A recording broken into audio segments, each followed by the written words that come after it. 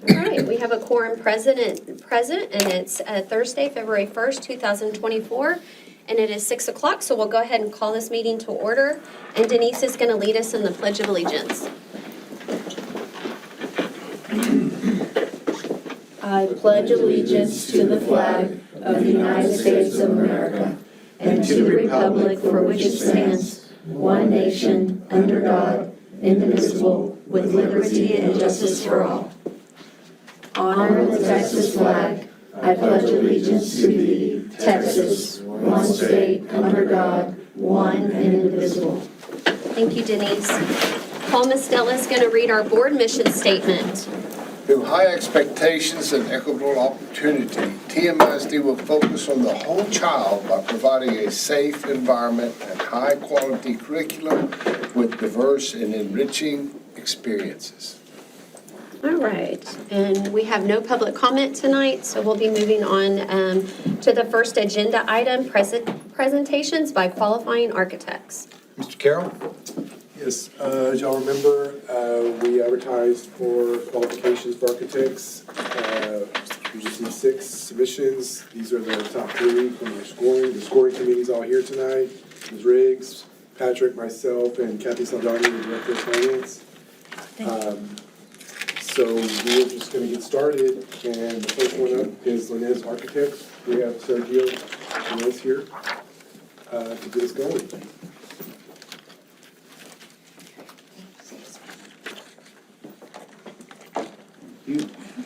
Good evening, President Boone, trustee board members, Superintendent Van Matry. First, I want to start off tonight by congratulating you on passing this historic bond. Great job, everybody. My name is Sergio Linez, and I'm the principal architect of Linez Architects. I hear Philip saying he's been mispronouncing my last name. Yes. It's okay. It's a tough one. I like to remind people it kind of sounds like the Peanuts character, Linus. That's probably the kind of the universal Linus. So tonight I'll be presenting our qualifications as a firm. My firm tries to focus primarily on educational buildings, specifically K through 12. That's our main focus, and that's what I would consider we're experts in. We try and provide community engagement where we have charrettes for administration, teachers, as well as parents. We try and work with students to provide the next generation of learning environments. The classrooms that you and I went to school in are no longer the same classrooms that are needed today. So that also includes outdoor learning. It's a big push right now. I know the state itself is really moving that angle for education. My team is an expert in BIM, stands for Building Information Modeling. It helps us during the design process find those details that might arise during construction, where the infrastructure of the building might clash with the finishes of the building, between the engineering and, of course, the architecture. So we try and capture that before it goes out to construction, and BIM helps us establish that. And then we also focus on pre-bond services, which we did help out Tuloso Midway in last year's bond. We're members of the American Institute of Architects, the national level, the state level, the Texas Society of Architects, and our local chapter. I'm currently serving as the state vice president of the Texas Society of Architects for professional development.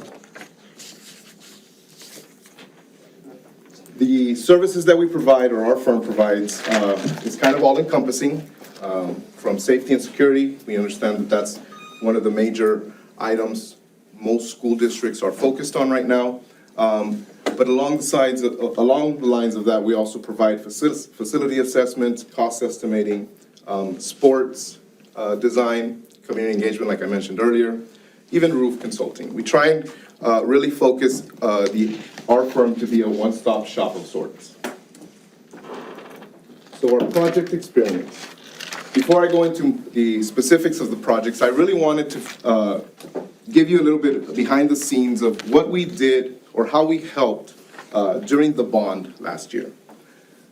When I mentioned about community engagement, just even for the bond, we met with teachers and administration to hear about what the current climate of the middle school was, what they were lacking, and of course, what works for them, what goals they had, and that was our approach to come up with a design to be able to provide a rendering for this bond.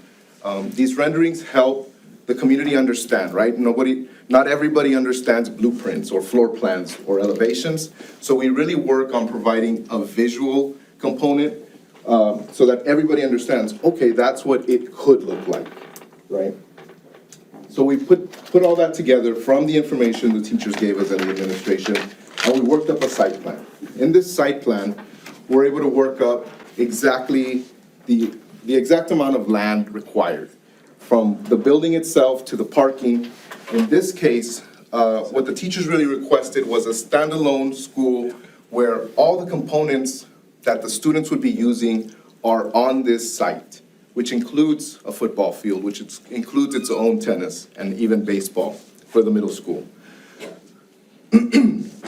Additionally, inside, when we started looking at the floor plan, one area that they really focused on was the gym. They wanted to have multiple gyms, especially during tournaments. They said they needed to have more than one court at a time. And so this plan, this is all preliminary, this is all hypothetical, but I really wanted to dive into what we were able to provide for this bond. In this plan, we did provide that of 2 gyms, as well as its own standalone fine arts auditorium, seating about 750 people in there. Once we did the site plan and the floor plan, we worked up renderings, which we provided. The company that was hired to help with the advertisement of it used it in all your campaigns. We tried to provide, of course, the massing of the masonry walls and combine some of the modernism of the glass and the steel. That was for the junior high. Along the same lines, we worked up some concepts for the CTE building. Again, going back to working with teachers, thank you so much. Working with teachers and hearing the type of classrooms they were looking for, we were able to come up with a program that was in the vicinity of the high school that helped complement it, right? Obviously, there's not enough, or there isn't as much land as there is if it was a new place, so we stacked the floor plans, 2 floors, and we provided, again, a very similar feel with the masonry and some metal panels to give it a more modern feel, trying to really make a statement piece at the very front of the high school. Along the lines of those 2 projects, we also met with staff and came up with what are the district needs, all the assessments that were needed to find as far as your maintenance, even up to even the sports, like the natatorium and the baseball fields. So we helped also with the packaging of it, Proposition A, what it included on it, and the budgeting of it, Proposition B, and Proposition C. We've been here for 2 years helping out. Our first project that we helped out with was your beautiful new stadium. We're part of the team that helped, we're part of the management team that helped design and build the stadium, which includes a new press box that tripled the size of your original press box. We also helped design the scoreboard that you have now. But the most unique feature about your stadium, I think I mentioned it to some of you during our walkthrough, is that E-layer feature on the stadium. It's an elastic component or an elastic layer that helps cushion the fall for students. Again, this is not every football stadium that has turf or new turf has this. You guys are one of the few that have it, and it's a really, really strong component when it comes to player safety. A lot of the concussions that football players receive is not necessarily from a direct hit, it's from hitting the ground. And so with this E-layer, when the helmet hits the ground, it's not a concrete hit. It has some give to it, cushioning the blow. Additionally, we helped with the lighting. The new lighting that you guys have is LED lighting, and the contractor, when they went and put those lights, used lasers to pinpoint exactly where the light is going to shine to help optimize the luminosity of it. Of course, we walked the baseball and softball fields today. This was last week. They were still working on the logo. And then this was Tuesday when they were working on the infill. The feature that stands out in this on these fields is the ThermoBlend. Again, just like it was mentioned earlier by the contractor, the ThermoBlend helps cool the field so it's not so hot. Down here in South Texas, obviously, we hit 100-degree weather quite often. So this really helps the student safety aspect of it. Now, some other projects that we've done. This is a high school in Santa Maria. We take pride in being able to include their school colors, and they actually tasked us to have an S and an M in there, so we kind of designed an S and an M in the front. It's a full-blown high school, its own library, its own administration, classrooms, computer labs, etc. In Fremont, this is a smaller project, but I think it kind of helps us identify the type of design that we do and the type of unique and very personable to the school district that we try and do. The football fields were just completed, and they needed restrooms and they needed a concession stand. And so this concession stand, while it's small, it's the main entrance to it, so it makes a big impact to the football field. We were able to provide some metal paneling, kind of reminiscent of the agricultural area. And of course, Fremont has a big bilingual community, and so not only did we put the words in English, we put them in Spanish as well.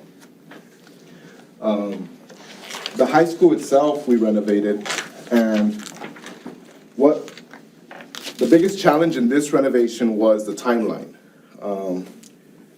We were tasked to design this while it was under construction. It's a 2-story building, and so the contractor sealed the first floor, moved the kids to the second floor, and while he was demoing, we designed this in less than 3 weeks. Pushed the design on the first floor, started in Thanksgiving during the break. By spring break, we switched, moved up to the second floor, and the kids were already using the new portion right after spring break. And then we finished that for summer. In summer, we finished out the larger areas, the lobby, the cafeteria. This is the view of the hallway. We modernized the lighting, and of course, the library itself. Some other projects we've been involved in include larger auditoriums, aquatic centers, football field houses, multiple elementaries, multiple middle schools, the FEMA domes a few years ago. So our projects, again, we are focused on educational, but we do run a gamut of different types of projects that we've been involved in. Lastly, to kind of tie in our expertise, I want to go over some of the design trends for junior high or middle schools that are currently out there. Collaboration spaces, of course, safety and security is our #1 priority, and the way these personalized learning spaces are being used with outdoor and flexible furniture. And of course, technology is evolving so fast, we try and keep up with that as much as we can. So a traditional library with some movable furniture, right, provides collaboration space, but also we provide collaboration space, for example, on the stairs. It's an area to hang out there, and you could have a few students meet as a club right there on the stairs. Large open spaces with furniture that's comfortable. It's not your typical desk anymore. You know, we have furniture that's geared for students and their how long they sit.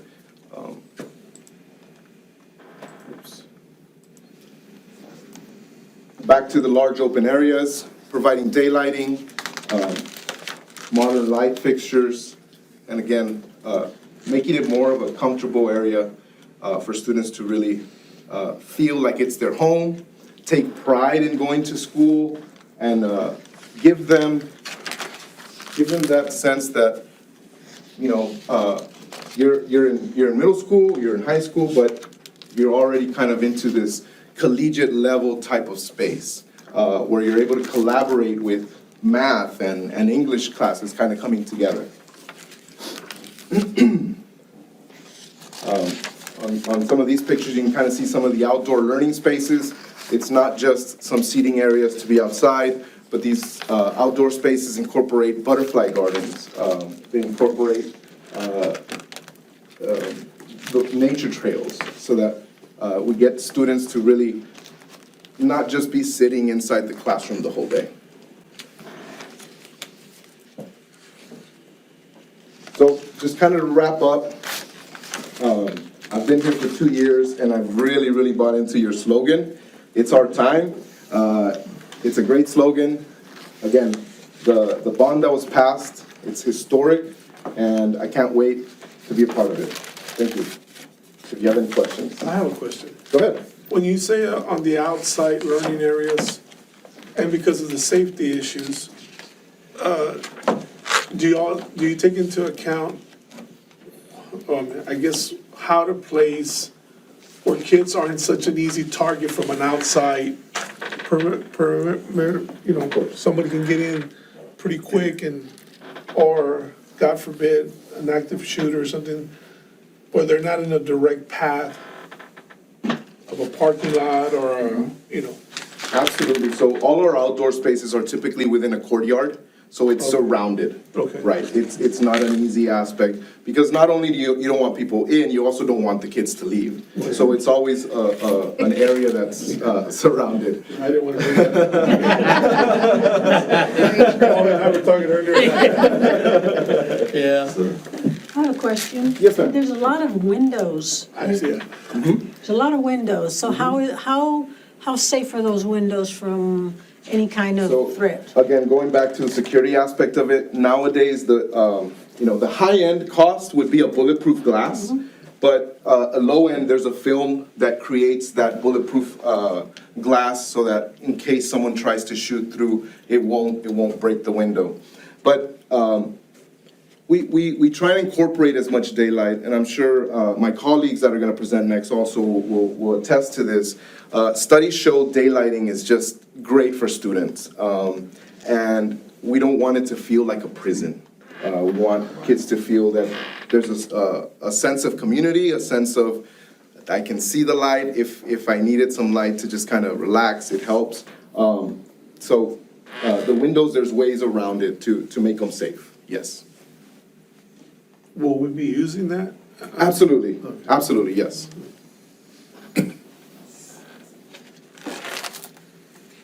Yes, ma'am.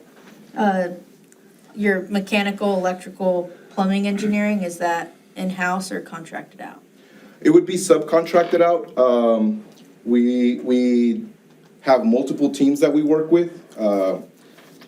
My firm is from the Valley. We have teams in the Valley, but we're definitely open to working with engineers, local engineers if you so wish. What's, I guess, the markup rate on subcontracting that? On our part, we don't mark it up. It's Okay. their fee, our fee covers their fee.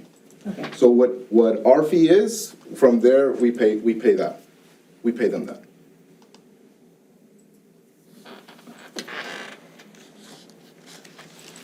And I guess y'all take care of all of that. Absolutely, we are the lead, and so we are the ones that manage the engineering, architecture, make sure everything is working together. Okay. So your firm's a project manager on that? Absolutely, from start to finish, to be on to warranty work as well. If there's something 5 years later that happens, call us and we'll get somebody out here to get it working. Not knowing, since there's other architect firms here, on a lot of these things, I would think y'all would have to work together, because a lot of these projects are across each other.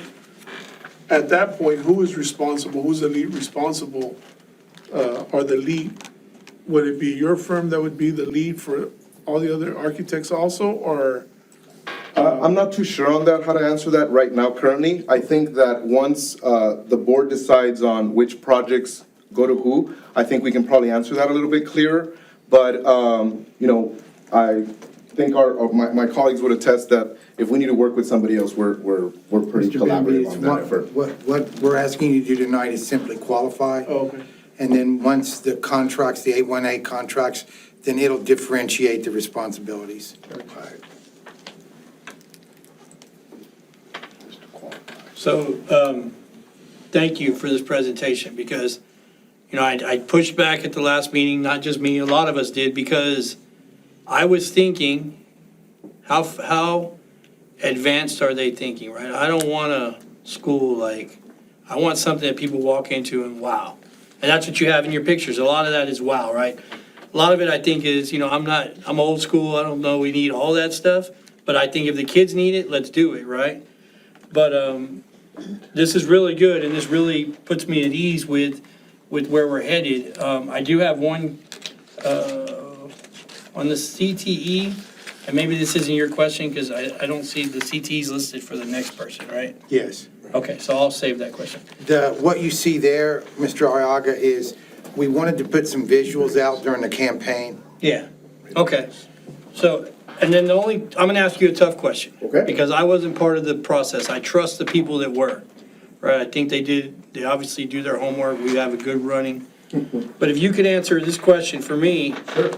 What is it that separates your firm from the other ones? Besides money, besides, Definitely my biggest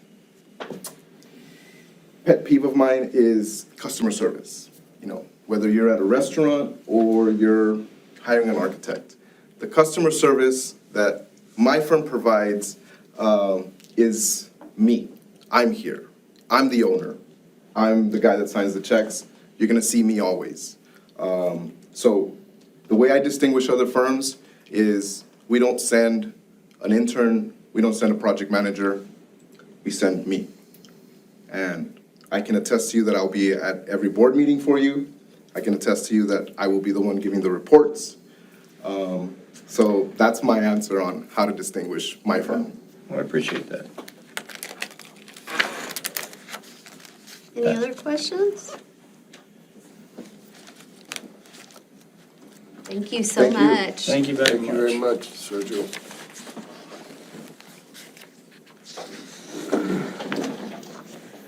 All right, next we have VOK Architects, and I'll introduce, this is Michael Martinez, and I'll have him introduce his colleagues. Yes, as we get into the presentation, here's a handout for you guys.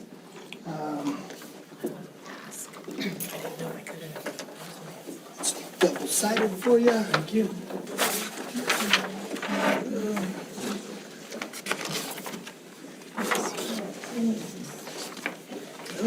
Thank you, sir. Yes, sir. Thanks. Thank you, sir.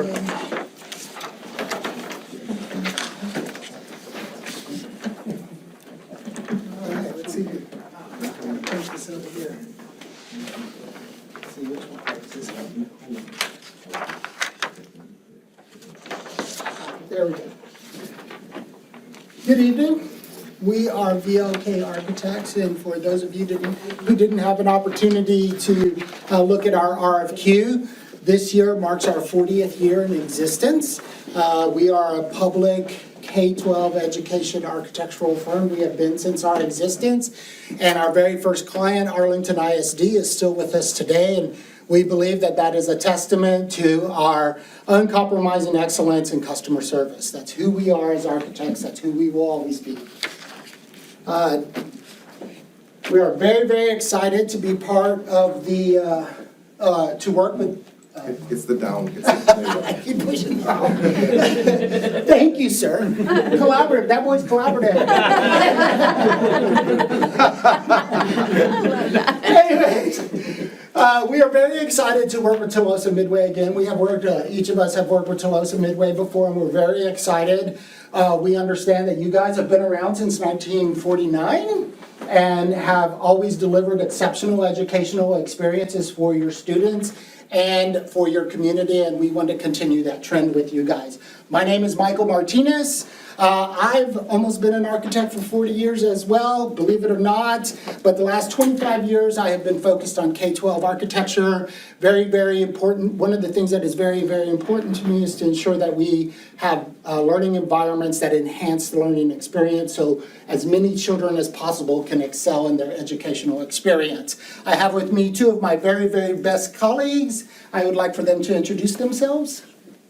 Hi, my name is Sarah Kaprowski, and I am the educational planner with VLK. And I come to you with about 18 years of public ed experience, K through 12.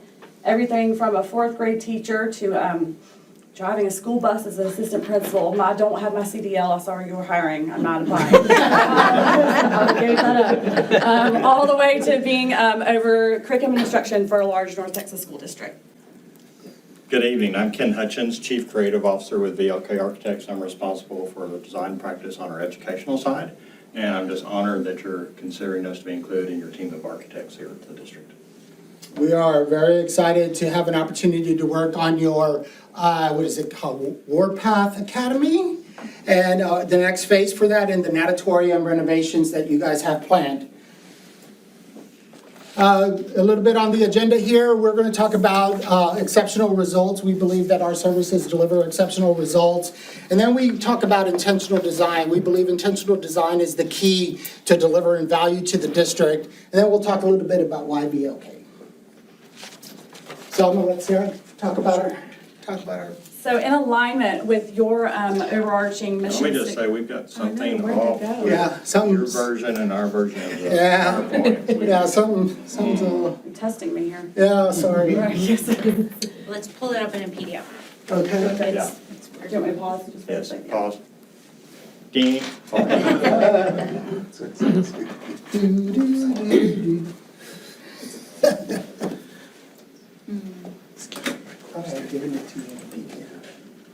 You want to work on our PDF for us? Come on. I trust you. Team. That's a good answer right there. So more importantly, during the design phase, if I have an open route, would you consider driving that? Whatever you're. Yeah, I did excellent on my exam. I mean, they did ask if I wanted to actually go into the business field Maybe there. bus is coming.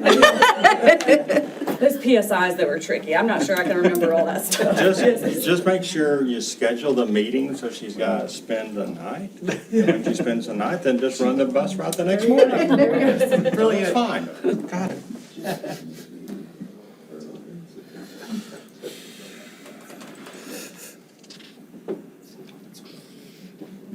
Yes, this is it. Oh, that looks so much better. I can breathe now. Okay, Thank let me you. see if I You can. want to zoom in a little bit? Let me see if I can.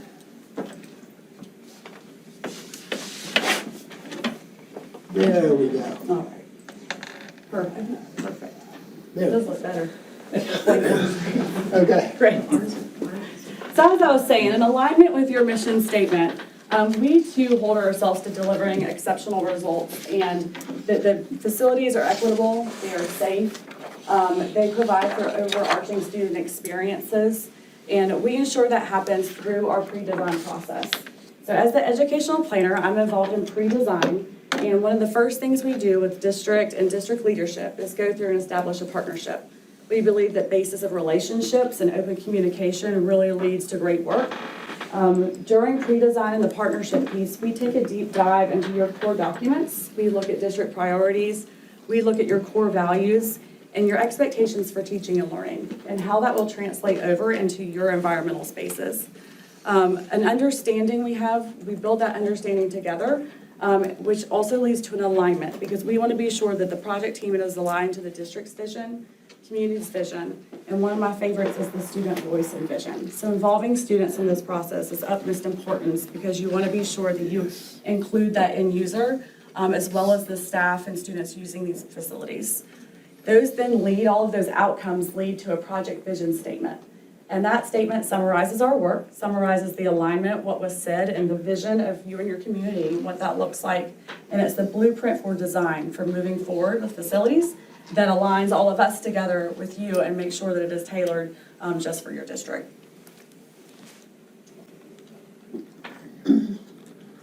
Part of what we do also is we take that information, we've developed a space program with you for any of the projects that were awarded. We review that multiple times, come up, make sure we've got the right spaces. We make sure that we're understanding your instructional intent, that's especially critical on a CTE center and what goes on there. And then we would really like to propose a community charrette for the building involving students, parents, your business partners, teachers, and administrative staff. We're not asking them to design the building. We tell them, don't worry about the budget, don't worry about the fire code, don't worry about the parking lanes, all that. We want their hopes, dreams, and aspirations for your new campuses. What do they want the culture of your district to be reflected in those campuses? They come out with great things. We take them through our typology of spaces, where they look at not only the spaces, the branding of those spaces, the type of furnitures in those spaces, the amount of daylight, the amount of collaboration, all those elements, and we really gather all that up, and that starts going into the design. And one of the biggest things that comes out of this, of what Sarah does on her part, and our part in programming in this early design, is we make sure we understand exactly the spaces that you want. What we don't want to do is design spaces and put them in a school that is not supported by your teaching and learning within your district. Because if we build those spaces and they're not used, we have embarrassed the district, we've embarrassed ourselves, and worse yet, we've wasted taxpayer money on those projects and building spaces that you're not going to use. And that's the last thing we want to do. So this really helps ground our practice and what we're going to provide you as part of your architectural team with the facilities that you're looking for. So value through intentional design. One of the things I understand you guys have struggled with in the past is really scheduling. And so we start with end-date scheduling. A lot of people do that. A lot of firms start with end-date scheduling, but we start from the end date and then we create milestones from the beginning of the project to the end of the project when you want it open. And in each one of those milestones, we have a list of things. If you look at your handout, on one side, you've got the outline of an end-date scheduling process, and then on the other side, you have all of the little things that go involved in each one of those design processes, pre-design, schematic design, et cetera, construction documents. So all that stuff is listed for you there. So we start with that, and then we engage our team of consultants, and sometimes even our contractor to ensure that we are all on the same page when we've got to deliver your project for you. And if our contractor isn't part of our team in the beginning of the project, when we get them on board, we sit down with them, we go through the schedule, we make sure we're all on the same page. We've got a contract, they get a contract, it has an end date and a substantial completion date on it. We hold them to that to ensure that we meet your scheduling desires. Here are our last few projects that show when they opened and when they had substantial completion. So the projected end dates are usually when the schools are expected to be done, but you can see here, and what's unusual about these projects is that they were all done during COVID. And we all know during COVID, there were always delivery issues with materials. Well, we were able to work with our contractors to ensure that we stayed ahead of all of those things. We kept a list of them. We put them in our OAC, which is our owner, architect, and contractor job meetings, to make sure that we stayed ahead of those things and kept them at the forefront of everybody's mind to ensure we got deliveries on time for our project. And if you look at the last one down there, the Crowley ISD, we actually finished that one about 4 months ahead of schedule, which was really kind of cool, and really a testament to our contractor working collaboratively with us. And our mantra is we want to work together synergistically. We do not want an adversarial role in any way, shape, or form, because that benefits no one. And so we must work collaboratively together to ensure that we have success, especially on the scheduling side. And when Michael's talking about the OAC meeting, those are meetings that we like to have with the owner, the contractor, us, consultants if needed. Those are once a week. They're not once a month, they're once a week. Michael's going to be here, he's fixing to talk about that. Then the once a month is the pay application meeting where the contractor presents their payment for the construction of the project.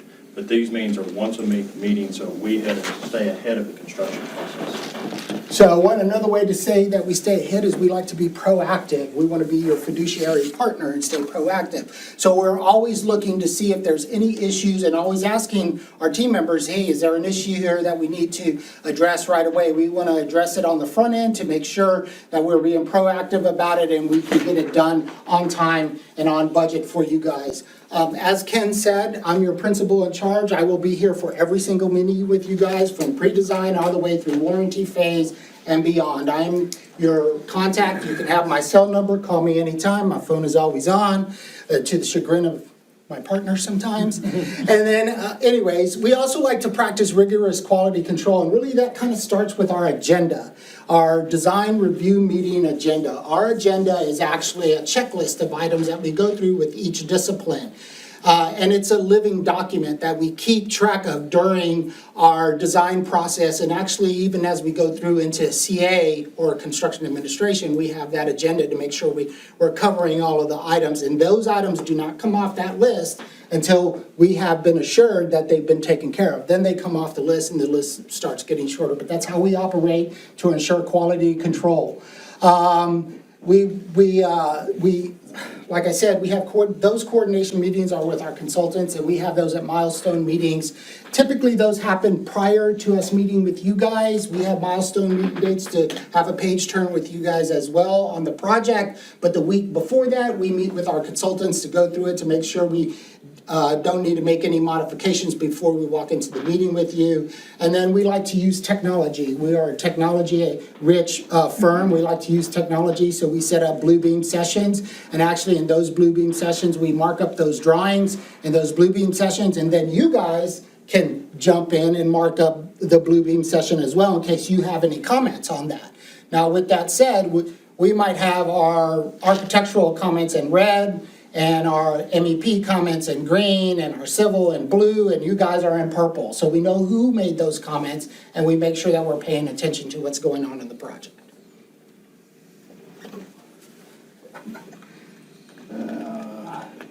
Again, proactive, construction delivery and beyond. Like we talked about, materials can sometimes be a real challenge for us, or maybe we want to issue early packages. That's going to depend on the type of delivery method. You know, for schools, we're typically either competitive seal proposal or CM at risk. And so if we're going CM at risk, we might be able to deliver an early package and get some site work and foundation work done ahead of time. So we work with our contractors to make sure we're staying ahead of that.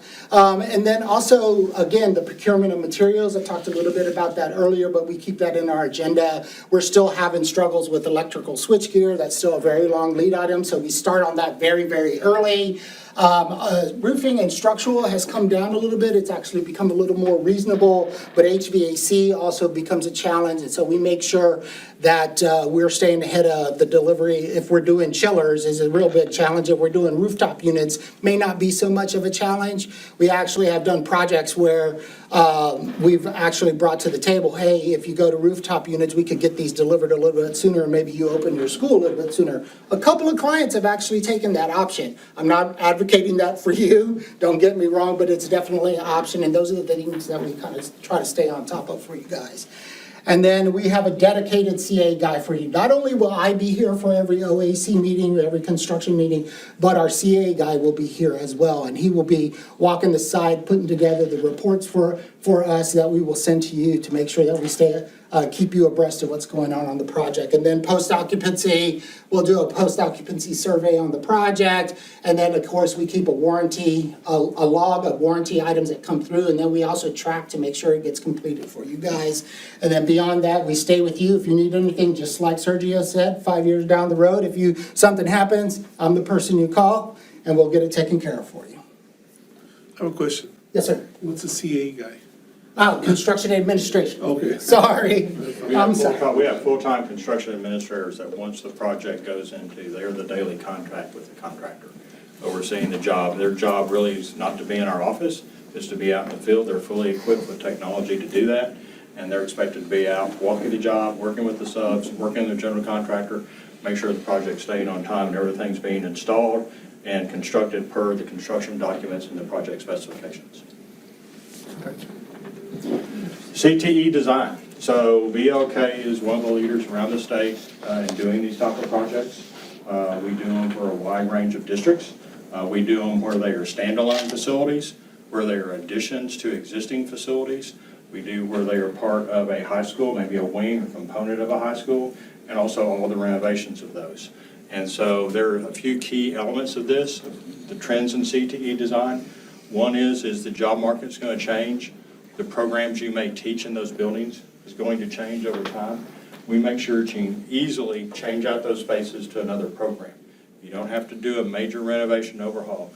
If you design the spaces right, you control the valving, the electrical, the different components, you can go and isolate sections of a building without affecting the rest of the building, what remains in operation. Those are key things. Going back to what we talked about with Sarah at the beginning, understand teaching, learning of your projects. Drone is a big deal right now. Drone piloting, learning how to drone pilot, certificates. You don't do that in a one-story space. That's a two-story volume. We will make sure your expectations for teaching rocketry programs, those are two-story, large overhead doors to be able to take the rockets out to go to competitions. Other elements such as that. So it's really key to understand your programs and teaching and learning so we can facilitate that. If your kids build a great robot and they can't get out of the space, then that's a failure. So we want to make sure we understand what you're teaching, the expectations for those programs, and how to do that. Sarah? Yeah, and you'll see through the examples that we have experience in designing through all the 16 career clusters. And it gets a lot more specific when you go down to the programs of study. So when you look at the programs of study, that's really where we lean on your CTE advisory committee, the academic teaching and learning department, those pathways, industry partners, educational partners, and what that looks like. So you're able to really tailor those down to the work experience the students need, and really simulation is a new word. So how are we simulating that work experience that they need within that classroom? And tailoring that down, and that all comes through that pre-design process of learning what that looks like from you all. Some of the, go ahead. Do y'all help build any industry partnerships, or that's the district's responsibility to bring forth? We can also help build those. We can help build your program, your sponsorships, all that. We can do that as well. We've done that for several districts. We love having those industry partners involved in the design. We've done that just about on every one in the project we're fixing to highlight. They were very involved, but that is definitely something we do. We designed a project in Houston for Houston ISD. It's called the Energy Institute High School. It's a high school based on programs for the energy industry, which was very interesting, working with their advisory committee, because they are also traditional, Shell, BP, ExxonMobil, and then they've got the wave, solar, and all those guys, and those guys don't necessarily get along. And so you get those guys to come together and say, yes, we're creating students for your workforce that's going to benefit everybody. So let's pull together, and they did that very generally. But that goes to the spaces we designed at that building, which are for wave, solar, and wind energy. We've designed that building. Also, esports is coming on, even though it's not recognized. So our Career and Technology Center at Pecos Barstow Toya ISD, which is an hour west of Midland on I-20, there's an esports complex within the new CTE Center there. At our Hutto Middle School number 3, there's an esports stadium at the middle school. Obviously, that's not a CTE campus, but they are starting to think about that within their district. So we also have experience like that. This is the Brazos Port, or the Brazos Wood CTE Center for Brazos Port ISD. It was a brand new building, has veterinary, culinary, has construction, ag mechanics, nursing, vet tech, all these different programs. It was designed. It's designed on the campus of the high school. It was a separate building, but they've got a floral department. They've got their foods. They serve lunch there. You can go in and take your pet into the vet tech, which is the center.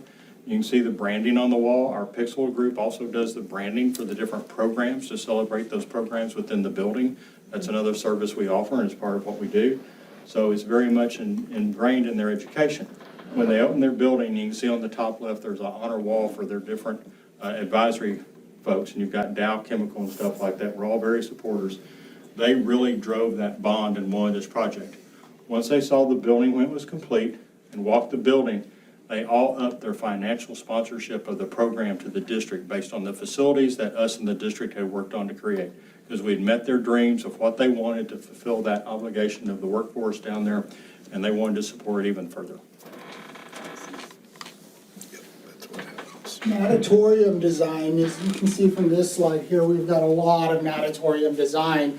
We go from designing outdoor pools, which we're currently in construction on in Bernie ISD right now, to indoor typical pools like you guys have here at the high school or over at the high school. And then we've also done the City of Little Elm indoor water park facility. So we've done a lot of aquatics facilities, and we have a lot of experience with aquatics facilities. For your facility, you're looking at the updates to your HVAC system, your chemical system, the bulkhead, all of those things. There are things that we've got to pay attention to when we're doing that. One of the projects that we worked on here, let me get to the next slide here, which is a case study here, which is Standridge Natatorium. Standridge Natatorium has a very similar scope to what you guys are wanting to do. One of the things that we did here is we went out and did a computational fluid dynamics report on it. And what that does is tell us where the air is going in the building,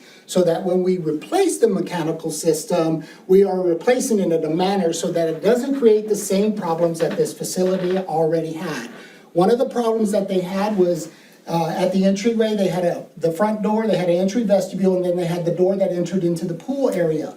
Well, in a normal mechanical system or building that doesn't have a pool, that's not usually a problem. But what we found with the report was that when both the doors opened, all of a sudden all the air came out of the pool and into the lobby area, and the ladies who were passing out the tickets and checking people into the pool were not getting very good smells coming in, and they were actually getting a little nauseous. And so we took care of that. One of the other things that we found is that up on the deck, they originally had glass railings, very beautiful glass railings. But the air was coming down from the top and dropping down and circulating at the glass railing. It wasn't going down any farther. It got stuck there and recirculated through the building. So all those smells and all those chemicals were being recirculated through. So that's one of the things we might recommend for you guys if you are interested in doing that. The other thing that we know is that the top 6 inches of air above the pool is really the most important air exchange space that you got, because every time an athlete comes up for air, they're breathing that very high chloramine air. So what we would recommend, and there's 2 options that you can do this, is to do an air change down at the bottom. And so there's 2 ways you can do that. You can do that down at the pool deck perimeter gutter system. Now, that depends on your pool. This is a retrofit, and so we would have to look at that very carefully. But they do make benches that you can put around the perimeter of the pool that will suck that air in and get it cleaned up and reset back so that you don't have those smells anymore. Also, one thing that's very important is where do you have your chemicals and where do you have your HVAC system? Because that also dictates how long everything's going to last in your corrosive environment. So the farther apart you have those, the more longevity you have for all the pieces inside your pool, because corrosion it's not going to go away, it's going to happen, but we want to mitigate it as much as possible. The farther we separate those spaces, the longer the products work in your building. You guys want to do locker renovations? Well, we would propose phenolic core lockers in your locker room. However, they all have steel hinges, and you've got fixtures for your toilets and your lavatories. Those are susceptible too, and that's where the mechanical system, making sure we know where the air is, making sure we get it air exchanges going to ensure the longevity of all those pieces of your in your building. Any questions? They're, I guess, CTE and natatorium, they're 2 very different scopes of work. Would y'all have separate project teams working on them? No. We have the same, well, I might have I'll be in charge of both of them. So I will be here for both of them, and I will be leading, if there is 2 separate teams, I would be leading both teams. So there is continuity there. It really is going to depend on how the scheduling works out. If you want them done simultaneously, I am going to have 2 different teams. But if we stagger them, then I'll probably just keep the same team on, because I like having the same team, because I want you to get to know those guys too. I want you to feel comfortable with them too. And so I will bring the strongest team I have. They will come here and we will take care of everything for you. So I don't want Sergio to feel slighted. I would ask you all the same question. What, in all seriousness, you talked about your customer service and that, but what separates what you do, and you obviously have done a lot of good work. What separates you from the rest of them? Yeah, I mean, for me, I think it's our 40 years in public education, public K-12 education. I think that really separates us. The other thing is that we are huge supporters of public education. We're not just your architect. We're here to help you with your education foundation, support your education foundation, whatever fundraising events that you guys have. Just this last Christmas, we funded the Christmas party out at Bernie ISD for, I don't know, like, there was like 75 people at this party. We brought in all the food for them and helped them do that. And so those are the kinds of things that we do for the district. Customer service, everybody's gonna say they do customer service. I agree. If you're not doing customer service, you're probably not sticking around very long. So it's not really a differentiator for me. I agree. I think it's our dedication to K-12, our 40 years of experience, all the projects that we have done, the team that we have. We have educators on staff. You know, Sarah's not our only educator. We have a whole team of educators across the state. You know, it's 100 years of experience together. 100 years of educated experience. Oh, and by the way, she's also a flag football coach. Yeah, and they love her, you know, Coach K. Coach K. And so anyways, educator all the way through with 7-year-old flag football. A 7-year-old flag football, little boy, yep. Kiss me on the toes. And so that's who we are. I mean, we're all about education. We're about supporting public education. We actually don't do any charter schools. We only do public education. 99% of what we do is public education. We have a couple of other things we do. We do automotive dealerships and stuff and some commercial work, but 99% K-12 public education. That's who we are. That's who we will always be. And that's who we love to be. I have a question. Have you ever encountered any problem in your construction where you had to halt and reevaluate or relook at something to go in a different direction? Have you ever encountered that? I mean, there's always things that pop up on a project. There can be an unforeseen condition. I will tell you at our pool in Bernie, we were digging the deep end. The pool at Bernie actually has 11 25-meter lanes, 11 25-yard lanes, 8 25-meter lanes, a teaching area, and a diving end. On the diving end, we were digging down. I don't know if you guys know where Bernie is, but it's kind of up north, a lot of limestone. We dug down, and they had to dig down an extra foot. And guess what they hit? Water. They hit water. So we had to get the team together and come up with a solution. So within 30 days, we came up with a solution, and that's what we're working on today. We don't expect it to affect the schedule, but those kinds of things do happen. We hope they don't happen on your project, but those kinds of things do happen. But we try to be as proactive as possible about those things and try to get them resolved as soon as possible because we don't want it to affect the schedule because we know you're sensitive to that. Thank you. As are all the other school districts. Well, we're on student schedules, right? Yes, So- yeah, testing is a big deal. We can't do a lot of noises on those schedules. And yeah, you gotta do the start of school, you know. You guys are year-round though. Yes, we are. Yes. I have a couple of questions. Yes, sir. Easy ones. Absent retaining a construction management firm, you guys will be our oversight and insurance policy on the general contractors, the geotech, all of that. Will you be overseeing and verifying all pay applications? Yes, sir. That's what we do, along with our consultants. So we have a process where we receive the payment application, a draft of the payment application. It comes into our office. We send it to all of our consultants who have a draw on that particular payment application, and we ask them to verify the payment application for us. And then there's a couple of other things that we ask for. We ask for the contractor to confirm, and actually every meeting we ask this question, are the record drawings being updated? So that's a question that we ask in every single meeting. The most critical component about being the district's advocate, you guys have spent, I'm guessing you guys have spent, most districts do, spend a lot of money with your attorneys getting your contracts in order, the way that you guys or your attorney wants it to be written. Executing your contract the way it is written and allowing us to execute your contract in that manner is very critical to the success and the ability for us to control those variables with our construction team, our design team, whoever it may be. Because the contractor, to be honest with you, sees you probably more than we do because he's at the site every single day. And you guys might be walking out there every day and he's trying to, and I'm not saying every contractor works like this, because we have some very, very strong relationships with contractors who work very, very collaboratively with us. But in the past, it has been an issue, and we used to think that being adversarial was the way to go, and I don't know why we ever thought that, that was crazy.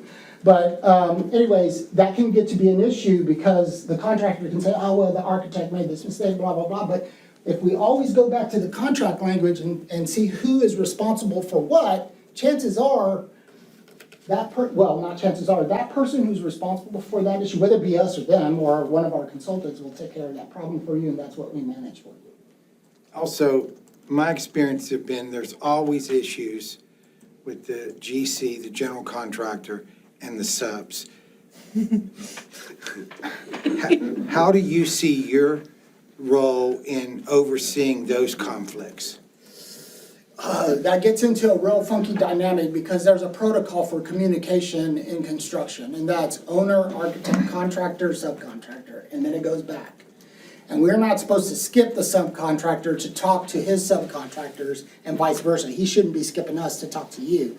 So that's a very delicate dynamic that we have to work with. Now, if there's an issue with a subcontractor or an issue we start noticing that there are some timelines. One of the other things that we do with the payment application is we have a schedule, we have a payment application spreadsheet that shows where your draws are and a schedule that's tied to that. And we can tell by the draw if they're on schedule or behind schedule, and who is on schedule and behind schedule. And so we use that to start pressuring the contractor to ensure that they're on schedule. Now, if they're telling me, if they start blaming their subcontractor and saying they gotta do that, then we've gotta have a meeting. We need to sit down with the subcontractor, we need to all get in a room, and we need to hear what the problem is. Because again, we're a team, right? And so what can we do to help support that subcontractor to ensure that he's making a delivery, where there's not this adversarial role between him and his contractor on this project? So that's how I would handle it. I've never had to do that, actually. I've never had to go circumvent or deal with subcontractors. Usually the contractors that we hire, when we send the plans out to bid, there's an evaluation criteria. We're evaluating subcontractors. So we want quality subcontractors, not only a GC, but quality subcontractors. And then when they submit their contract, we want that list of subcontractors to make sure they've stayed with it. And so that's how we usually try to keep an eye on whether or not we have a quality sub and a quality GC. So do you, Go ahead. just real quick, do you have the latitude to change a sub on your own? Or does that No. go through the contractor? That has to go through the contractor, really through the owner. The owner has latitude to change the subcontractor, but if it's CSP, the price could go up. Because if he goes to the next bidder, It will go up. yeah, There's no question. the price could go up. You would pay extra for that. And so we have to be very careful with that. And, but that's a case-by-case process, and that's a very delicate situation. I haven't run into that ever before. I've never actually had a project shut down.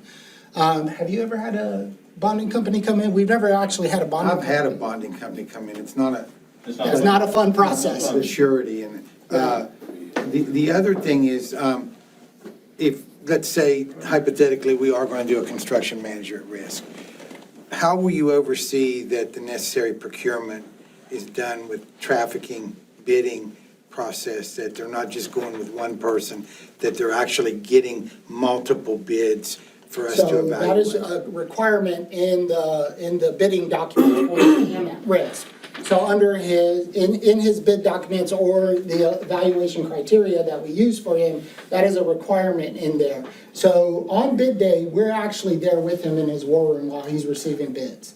So we And sit. will we have an opportunity to be there as the owner? Yes, you do. Okay. We all have that opportunity to be there as those bids are coming in, and they keep a list of how many bids are coming in. Then they gotta go through and qualify them, make sure everything is covered, make sure they don't have stuff doubled up somewhere. But that is how we keep track of that, and make sure we get multiple bids. The other thing that's a real challenge is the self-performed work. A lot, and this is just my experience, a lot of contractors, CMs, will wanna do the concrete work on a project. The reason why they wanna do that is because that is where they can hide the most amount of money. Speaking of that, if there's a 4 a.m. pour, will you be there? I can be there, yes. Okay. If I'm not, our CA guy is.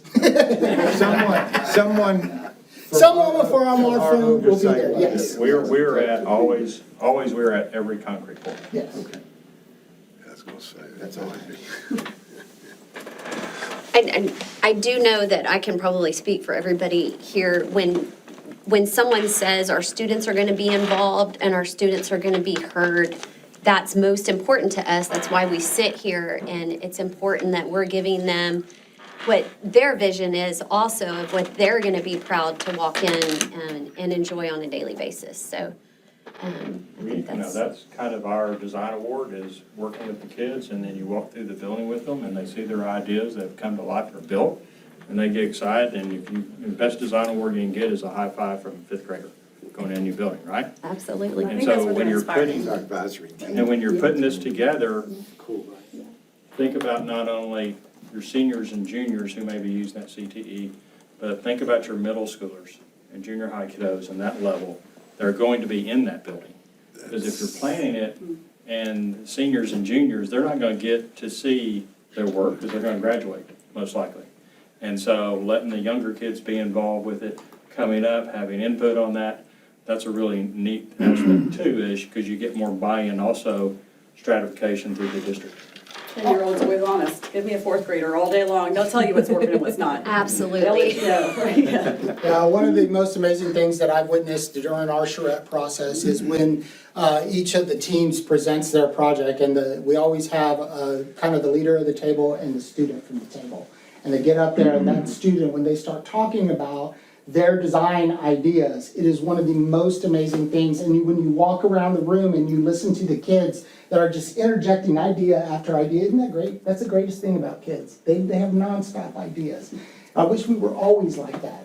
Unfortunately, we get trained not to. But that's the most amazing part for me. I just love that part. That's why I love K-12 architecture. That's why I've been doing it for 25 years. And really, my goal is to ensure that we are delivering a product that makes them successful. Well, and they're gonna take our positions, right? Yes, we're grooming the future So leaders. we want them to be great. Yes. Anybody else have any questions? Make a statement, very good information, very informative, very well presented, and we thank you for the time that you took to come and explain it to us. And it's very appreciated. We love this stuff. We come anytime and talk to you about whatever you need to know. If you have any questions, like I said, just call me. My phone is always on. I'm always available. Just give me a call. The last slide, why VLK? So we are designers that you can trust. We are advocates, like I said, we're advocates for your school district, for Tolosa Midway, for really public education, K-12 education. We are experts. We have 40 years of experience. We are committed to ensure that we bring our best. And our distinctions are in service and in collaboration. Uncompromising excellence, I believe that shows that you and I, Tolosa Midway and VLK, are two peas in a pod, because we believe in uncompromising excellence. You do, since 1949, you guys have been doing that, and that's what we've been doing since 1984. Thank you. Thank you. Thank you so much.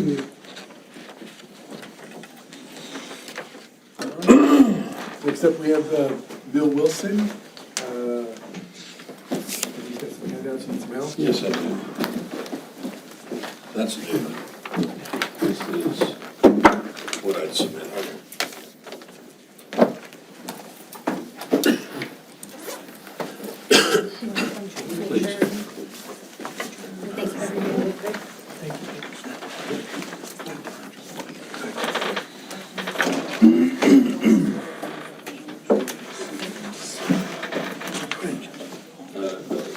Please.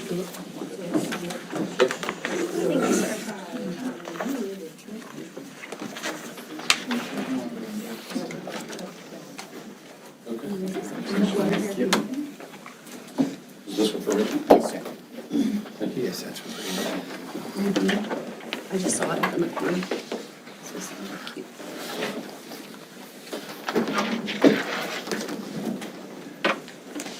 Good evening. Everybody's got their head in the books. I'm Bill Wilson, and I'm going to going to take a little different approach on my presentation to you. Number one, I did not submit for the two projects that these two folks just presented to you. I submitted only for the maintenance and capital on your existing facilities. And it's not that I don't have an interest or have the ability. I have, and I'm glad we're bragging about age and experience, because I think I've got that covered.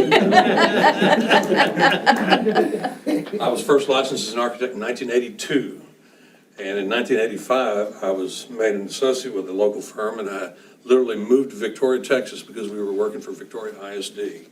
And so I've been doing K-12 schools for a long, long time. Although, and in fact, my previous partner that retired from our firm and caused us to basically shut down the majority of the operation, William McCord, whose father founded McCord and Lorenz Architects here in town. William's first major project was your high school.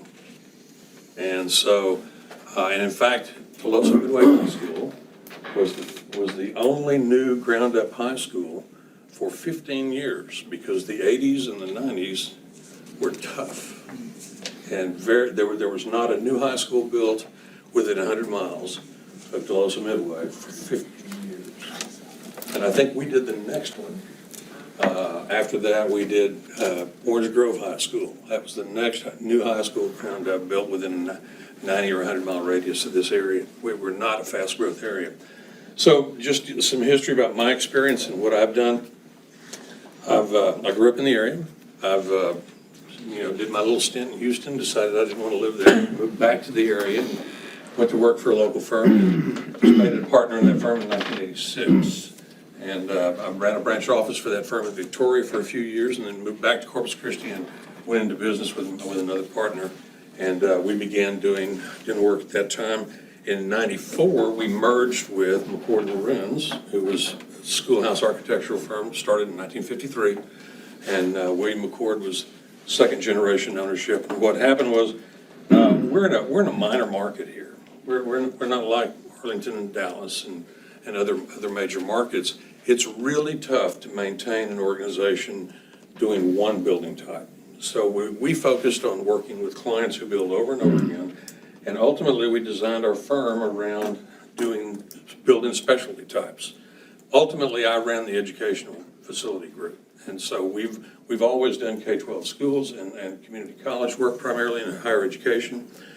But we built our firm financially, initially off of doing H-E-B grocery stores. We did over a 15-year period, we did over 120 H-E-B grocery stores, and including 3 central markets. And one of the things of doing work with H-E-B, we ended up migrating into doing the hard ones, not the ground up new stores, but the ones that had to be maintained operational. So we learned a lot about not only what works, but how to build and maintain and do challenging projects while a building was being utilized. We also did, ultimately we bought an architectural firm, and for 10 years I kept 8 people busy doing nothing but International Bank of Commerce projects. We ended up having branch offices in 3 cities, and over the course of 25 years we had, the least amount of people we had was 16 people, and we had as many as 44 in 3 offices, including the structural engineering division that we founded. So we've had a broad range of experience, but through it all, we've done K-12, and for the last 25 years, I've led the educational group. Now, in 2021, my partner came to me and said he wanted to retire and get out, and I didn't want to have to run the show by myself. So we more or less cut the ties, closed that business, and I basically started work as Bill Wilson Architect. And so I have, I don't want to, it's actually nice to come here and interview for a job without the stress in my stomach of thinking there are 5 people's jobs that rely on me getting this project tonight. Because, doing that over and over again, it's challenging, it's fun, but it's stressful when you have to worry about feeding the beast and keeping other people employed for that long. Because you've got to maintain the financial viability of a firm. So I'm here to, I want to do work with the district. We've been working with the district for several years on small and types of projects. And actually since Hurricane Harvey hit, I've been involved in mostly doing renovations and repairs for school districts and community college work. So, it's a natural fit for me. Plus, we have a lot of technical expertise in what works here and what doesn't work. For 15 years, I managed Del Mar College's full building program. We created the building standards. We hired all the architects. We hired all the contractors. We worked on different types of contracts with both construction manager at risk and competitive seal proposals. In fact, the Del Mar College was recognized, won a national award for best practices for the selection process for architects and contractors that we developed with them. Additionally, for over 10 years, I worked at the state level. I was previously, I guess I ought to be flipping this thing.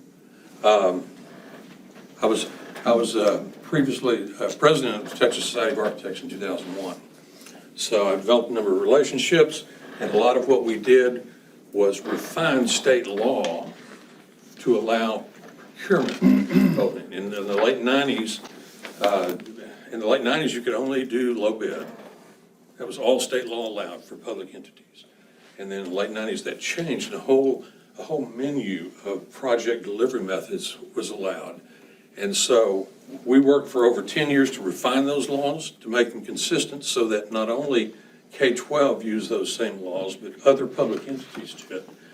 And essentially, the key point there is that you can now, with competitive seal proposals and using qualifications and price as a basis for selection of contractors, you can spend public money just like you would spend your own. It's not just, sometimes the best dollar you spend is on the better contractor. And just like when you go out to eat and how you spend your own money, you don't always go for lowest price. You go for best value. And the state law now allows you to do that. It's not to say that there can't be problems. There can be many problems.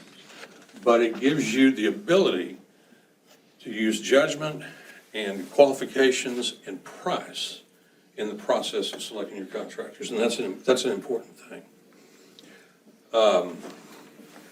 Once again, I applaud each of you for your service as school board members. I'm married to a retired educator, and I also understand your concerns about accountability. I'm in my 5th term on city council in Portland, and I'm also in my 6th term I'm currently vice chairman of the San Francisco County Appraisal District Board, and believe me, we spend most of our time fighting lawsuits by industry to protect school districts' tax base, and it's a big issue, and a lot happens behind the scenes. We represent 22 different taxing entities in our county. All of them have a stake in how maintaining a fair and reasonable assessment of taxes and making sure everybody pays their fair share. Now that's a lot to say in one sentence, but it's really important work. And we also know that with all these industries that are coming in the area that are coming off tax abatement, the first thing they do is file suit to get their valuation lowered. And I know Toloso Midway has had some problems with that, with having to refund tax dollars. So I'm sympathetic and knowledgeable in that regard, and I fully appreciate the benefit to the residential taxpayers that passing a bond issue has, and particularly for school districts who are qualified as wealthy, because ultimately what happens is you begin to tend to be operationally poor. You may be facility rich, but operationally poor, because your M&O doesn't go up typically.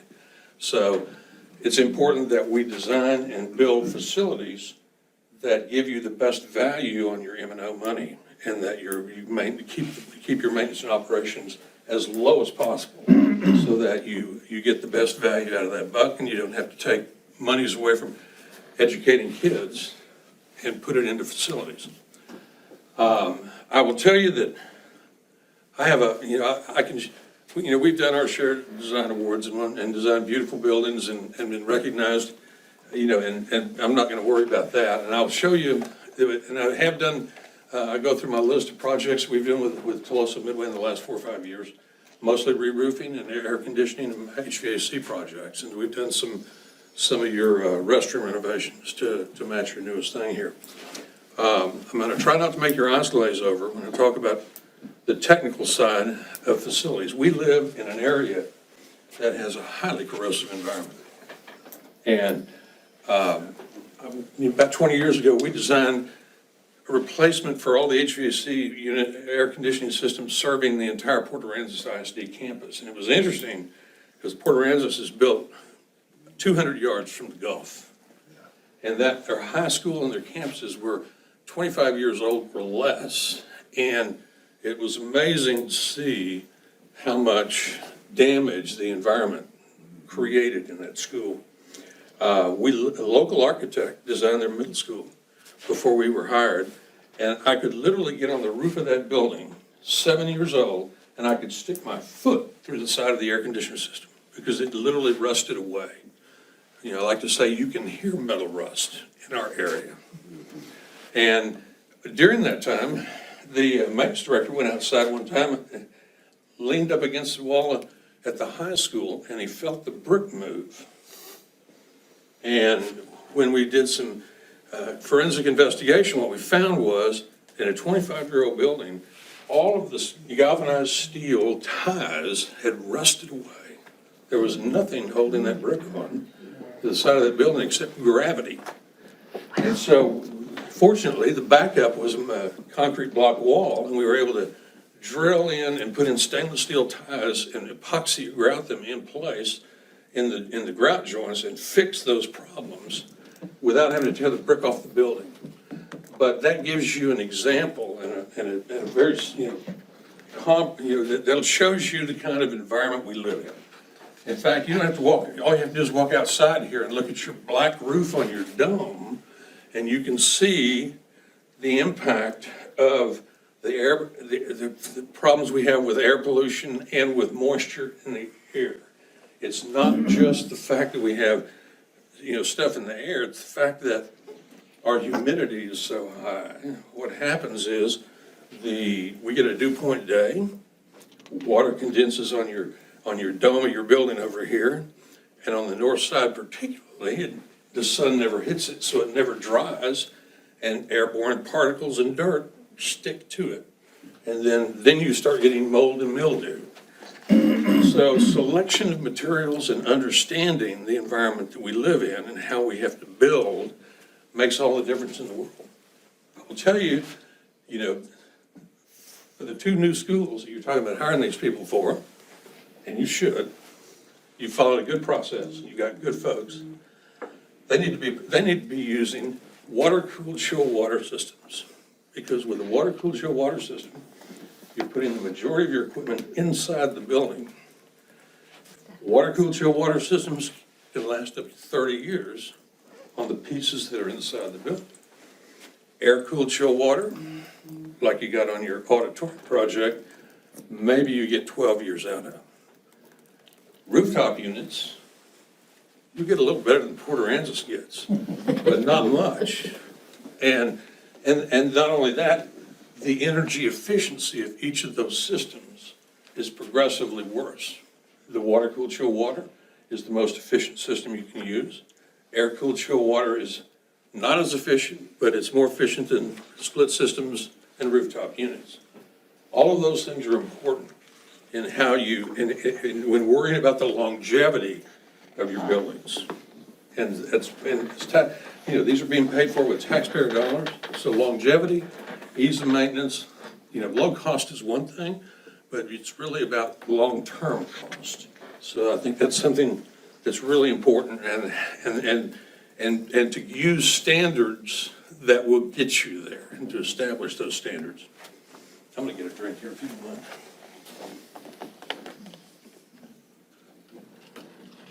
We do a lot of re-roofing and roofing projects when we manage the Del Mar College building program for 15 years.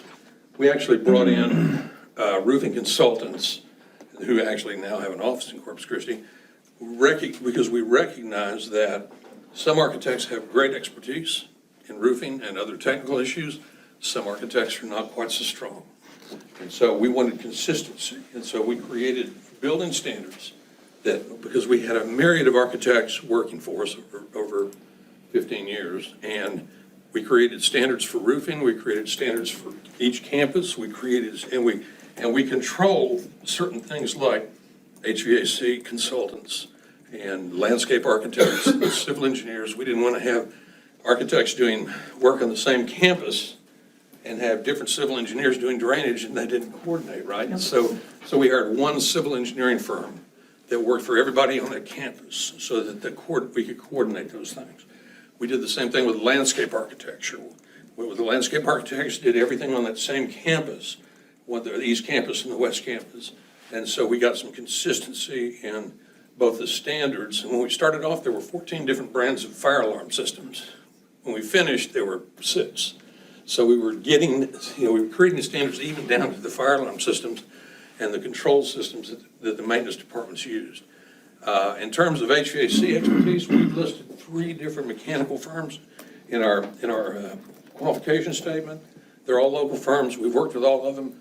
Not all of them have the same expertise, but and we want to be able to give the district somebody they're happy with and they work with. We work with all 3 depending on the project.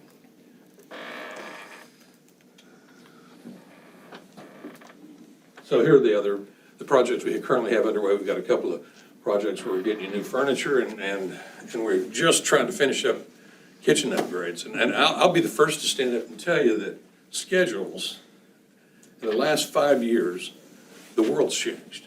I used to be able to stand before a school district and tell you how we could get to the finish line. And I can't do that today. The delivery systems and the supply chain issues are virtually outside our control in many areas, particularly electrical. We've had some issues with roofing that have seemed to have abated somewhat. But when we do a roofing project now, we get the manufacturer's rep on the roof with us before we even design it now, so that we can make sure that they can get the materials. We did a re-roofing project a couple of years ago with Coastal Bend College, and we literally did it the way we had always done it. We bid it in the spring. And we awarded the contract in May. We expected the contractor to be out there roofing at the week after Memorial Day weekend. They weren't even able to get materials to start the project until January. And we checked with 4 different manufacturers, and not one of them could deliver. So that's abated somewhat, but after the freeze and after COVID, a number of things happened, and what happened was some of the intermediate chemicals that were used to make the products and some of the chemical plants that had been damaged in the freeze couldn't even produce. And so it was a situation where nobody could produce the insulation that was required. And that's come about differently, but those are examples that happen that are just simply outside our control. Right now, the worst case we have is your electrical gear. We just got it. We bid that project a year ago, December. We didn't start the construction on it until school was out in June. The contractor finished the kitchen equipment, everything, I think, in July. And the kitchen equipment at your high school has been sitting there waiting to get power to it since July. And we got it done this week. So, and I've got 2 pure electrical assist projects underway with Coastal Bend College right now. And we've awarded it 4 months ago, and the delivery is not scheduled from the factory until August. And there's nothing we can do about it to change it. Not any manufacturer, nobody. So, the electrical business and the electrical manufacturing world, between layoffs after COVID and people taking retirement, lost a lot of brain power. And you can't just instantly produce electrical engineers that have 40 years experience. And that's what happened industry-wide. So there are a lot of those things that we have to navigate now, and that's a different thing. So we think that we can help you with all your capital maintenance projects. We're good at it. I don't want to have to hire a bunch of people and do a new school. I'm working towards retirement. And so, but in COVID, what also happened is the whole world learned how to work from home. And so I have a group of folks that have worked with me for as long as 25 years who now work for me on a contract basis from home.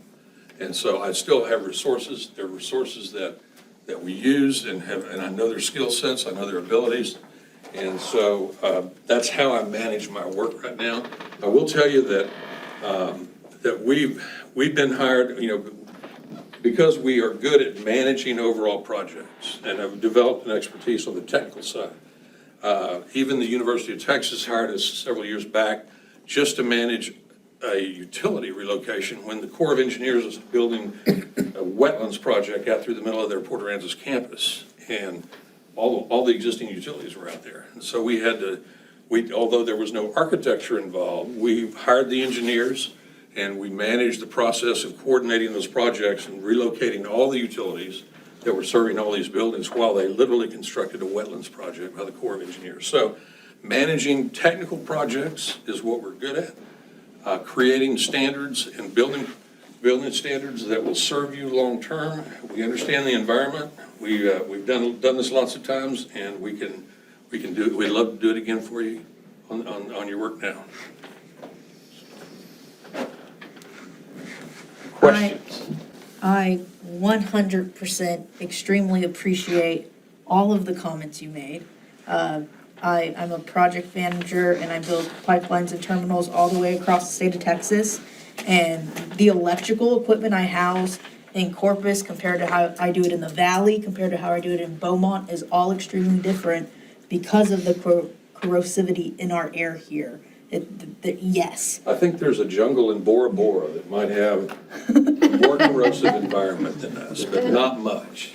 And then on the second half of that, that specs and similar or the same specs and standards throughout all of our campuses would be ideal. So then when we do have maintenance that needs to occur, Patrick doesn't have to go out and buy 6 different fire alarms. He has one standard alarm that can go on any campus. And I appreciate all your comments towards that as well. And I hope and that was my concern initially with hiring multiple different architecture firms, is it won't be aligned. And that's just gonna hurt us even more on the M&O side. And that's something we can't afford. Thank you so much. Well, it's a matter of working closely with your facilities folks, because they're the guys that have to maintain it, and so, they know what they can. When we designed Orange Grove High School, for instance, we would have, any building over 50,000 square feet, you really need to consider chill water, water-cooled chill water, simply for energy efficiency and longevity. But the problem in Orange Grove, Texas, is they can't get anybody who can maintain that system. I mean, they just can't. So we had to use, rooftop units out there on that school where we wouldn't normally have done that. But because you have to, because we work with the facilities folks and they can tell us what the skill sets are in the market and what they've had good luck with and what they haven't had good luck with, and you inject that into the planning process and into your specifications. And there were some comments about construction management at risk and selection of subcontractors. I mean, there are good subcontractors and there are bad subcontractors, and they hit the nail on the head pretty well in terms of being there when bids are opened and having the list of subcontractors. I mean, plenty of times we've vetoed subcontractors because of their past performance. By the same token, we've had subcontractors go bankrupt, in the middle of a project. The general contractor, that's what the general contractor is being paid for, is to accept that risk. You don't get the reward without the risk, right? And so that's part of that I've had contractors have to step up and they've lost big money to finish the project because their subcontractor went under, and that's and if they'd gone under, we would have called the bond. But that's just part of the nature of it. And back to cost savings on construction manager at risk, what we've found is that the real savings in cost is about is about, if you've ever been in a contractor's office on bid day, it's crazy, absolutely crazy. They're not just getting one or two bids in, they're getting dozens and dozens, and they're coming in right before the bid date. So they have to compile all this. So there's a lot of opportunity for errors, and the way contractor covers risk in the bid process is he ups his price to cover himself. I've got a brother who's a rascal contractor. And I'll use this as a good example. I know that at least 3 times over the course of my career, my brothers picked up the phone and called me and said, I just made $250,000 for my company today, and we haven't even got a signed contract. It's because they had a sprinkler system bid and they had a plumber bid, and they duplicated the bids. And so, in a hard bid contract, the contractor gets to put it in their pocket. In a construction manager at risk process, you have time to vet those things and get rid of the duplications. One of the things we did when we were doing elementary school over in Portland a decade and a half ago was, and this goes back to mechanical contractors, right? Everybody's afraid their number's gonna get shopped. So they won't send it in until 15 minutes before the bid date. So, and it runs downstream. You got the supplier of the equipment, he won't send his number in to the HVAC guy, and he won't send his number into the general contractor. And so that it all happens very, right at the tail end, they're always the last bids to get. And then what happens after the bids go in is the phone calls start being made. Suppliers start saying, what do I have to do to get my number to get the project? Well, once the hard bid's in on the project, any of those savings go to the contractors or the subcontractors. The owner never sees them. But in CM at risk, you're able to tell everybody that you're sworn to secrecy. We're not gonna let anybody know who the HVAC low price is. And then what happens is, then that shopping starts, and they come in and they start lowering their price. We were actually able to save the owner $40,000 just on keeping our mouth shut. And having the CM come back in with offers that were made after the bid date between their subs. Hard bid would have gone to the contractor's pocket.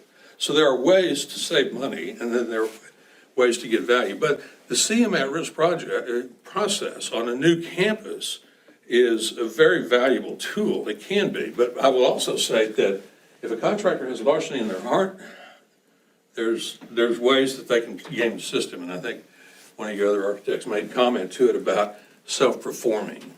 What we also do is, if a contractor wants to self-perform, is we make them submit a written bid a week in advance directly to the owner, so we're able to compare it to other bids, and we won't let them do self-perform work unless we have other bids to compare it to that came in. So there are ways, if you're smart about it, that you can do it in a way that protects the district. I mean, and ultimately, the litmus test in any situation is the owner getting a fair shake? I'm more interested in the owner getting what they paid for. And I'm not really worried about the contractor making a profit unless I can answer for sure that the owner's getting what they paid for. And I'll give you an example about how we've dealt with that. Gregory Portland High School, 23 years ago, we were associate architect for an out-of-town firm. My partner at the time, Paul Coleman, served on the school board, and then he got off the school board after 7 years, and then the school district went forward with a bond issue for high school, but because he'd served on the district, we were ineligible to be hired as the prime architect. So they hired an out-of-town firm, went through the process of the bond issue, and by the time the bond issue passed, a year had gone by, and we were then eligible, but they'd already started working with an architect. So they hired us as an associate architect, and so we were associate architect to the firm that did the high school. And then my partner moved, Paul Coleman, he was in charge of the project during design, although I was peripherally involved. He relocated to College Station when all his kids went to college, and so I ended up there. I don't know if you remember the history of that, but both the architect and the superintendent and the business manager were all killed in a plane crash in the middle of the project. And so we had to pick up the pieces and carry it all through. Well, one of the things that happened when the project was under construction was they had this mechanical engineer that everybody hated. Contractor hated, architect, we hated him, but we were working, but the contractor building that high school decided to declare war on this mechanical engineer to make him look bad because they disliked him so much. And so so we got a change order request for a heat exchanger, $40,000 piece of equipment. And we did some checking, and we decided, because the change order request, because there was drawings clearly showed 6 heat exchangers. The schedule the mechanical engineer done showed 5. And so their claim was, we only bid 5 off the schedule. Well, I picked up the phone and called another contractor that bid the work. And I asked him how many heat exchangers he bid or got quoted from the company that provided the equipment. He pulled out his bid, and it was 6. It was the same company that was working on that. And I asked him if he could send me the documentation. He did. I sent it to the superintendent. Showed, here's why we rejected this claim. Contractor insisted on having a face-to-face with the superintendent and myself to argue the point. And he called me, and I said, I always check with the people that bid the job that didn't get it. And his comment to me was, Bill, I wouldn't do that if I was you. I'd already done it. They figured it out. And it was a fraudulent claim. And he and I and the superintendent, the interim superintendent, who was there after the plane crash, met, and she chewed him out. And he never forgave me. But that's my job. And that was the right thing to do. And that company's still around, by the way. But those are ways that an architect can protect the owner's interest. And that's what we need, that's what we're hired to do.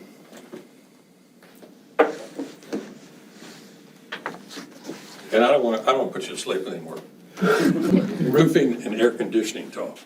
But we have done some sexy buildings, and we're proud of them. But I've had my day in the sun, and I'm perfectly comfortable just solving your other problems. Any questions? Well, I know the maintenance is really, really important due to lack of maintaining facilities that has happened. And so we're playing a little bit of catch up regardless of how that happened. And we've all voiced wanting to make sure that we maintain what we're about to build also. Sure. So, yeah, your words of integrity and character were very much heard by me tonight anyways. Well, it's, when you have new buildings, it's a bit like being young and having to pay for health care.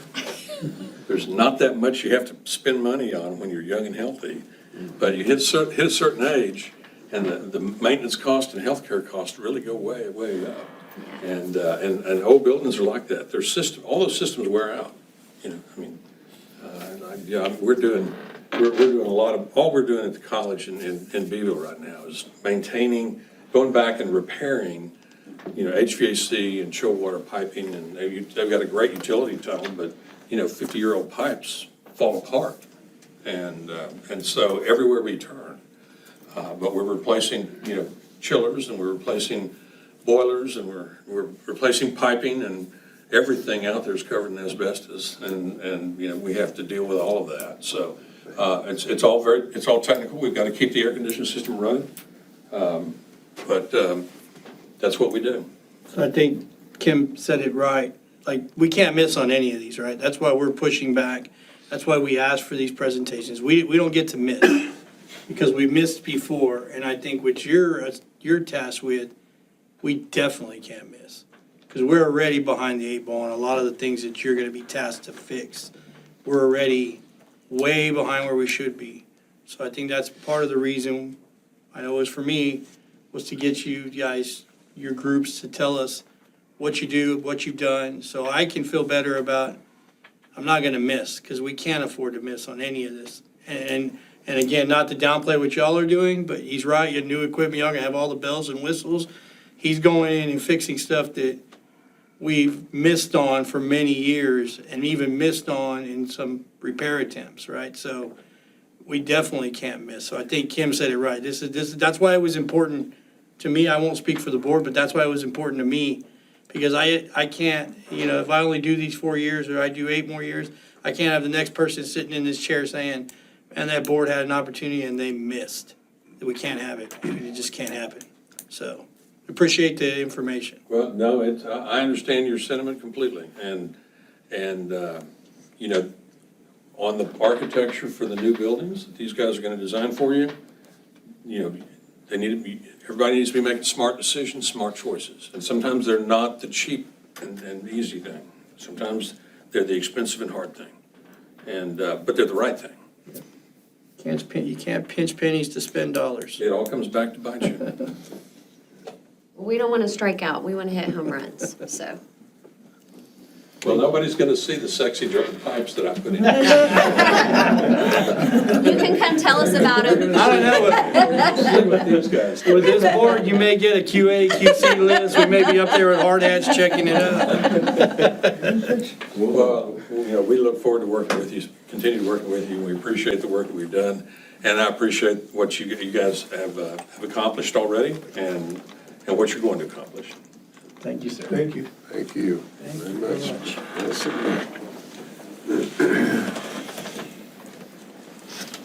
Right. Agenda item number 2. Consideration to select Linus Architect on the basis of demonstrated competence and qualifications to perform design services for a new junior high school and safety and security festivals, and authorize the superintendent to negotiate and execute a professional services contract for a fair and reasonable price. Do we have a recommendation? I'll make that recommendation. Well, Second. Let me, yeah, we'll do an administrator's recommendation. Yeah, you're right. I do have to say this, Bill.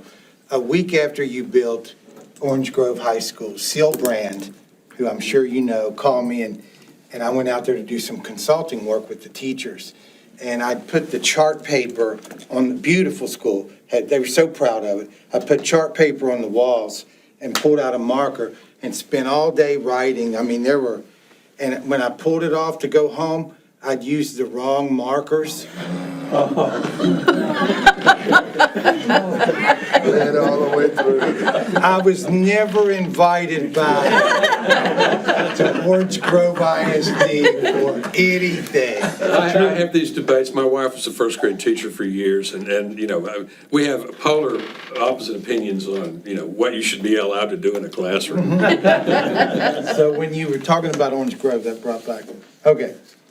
It is the administration's recommendation that the board approve and qualify Linus Architects on the basis of demonstrated competence and qualifications to perform design services for the new junior high school and safety and security festivals, and authorize the superintendent to negotiate and execute a professional services contract for a fair and reasonable price. And I think I have a motion made by Ben, and I have a second by Paul Mostella. I was going to second it, but I was pointing over him. He's got to read.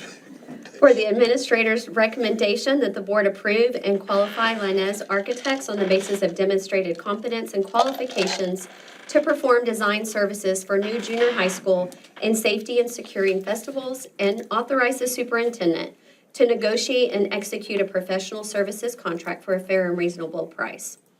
All those in favor? None opposed, motion carries 7-0. Thank you. Number 3, consideration to select VLK Architects and Bill T. Wilson, the second FAIA Architect LLC firm, on the basis of demonstrated competence and qualifications to perform design services for new career and technical center, renovation of the natatorium, and HVAC, roofing, and any additional district maintenance projects, and authorize the superintendent to negotiate and execute a professional services contract. Madam President, it is the administration's recommendation that the board approve and qualify VLK Architects and Bill T. Wilson II, FAIA Architect LLC firms on the basis of demonstrated competence and qualifications to perform design services for the new Career and Technical Center, renovation of the natatorium, and HVAC roofing, and any additional district maintenance projects, and authorize the superintendent to negotiate and execute a professional services contract. Do I have a motion? I'll make that motion. Stella, and Leo is going to second that. We have a motion made by Paul and a second by Leo for the administration's recommendation that the board approve and qualify VLK Architects and Bill T. Wilson II, FAIA Architect LLC firms on the basis of demonstrated competence and qualifications to perform design services for a new Career and Technical Center, renovation of natatorium and HVAC, roofing, and any additional district maintenance projects, and authorize the superintendent to negotiate and execute professional services contract. All those in favor? None opposed, motion carries 7-0. Thank you. The next agenda item is closed session. The board will convene in closed meetings as authorized by the Texas Open Meetings Act to discuss items allowed by the Texas Government Code, Chapter 551.070.076.082.081.083.084. It is 7:46 p.m. So much.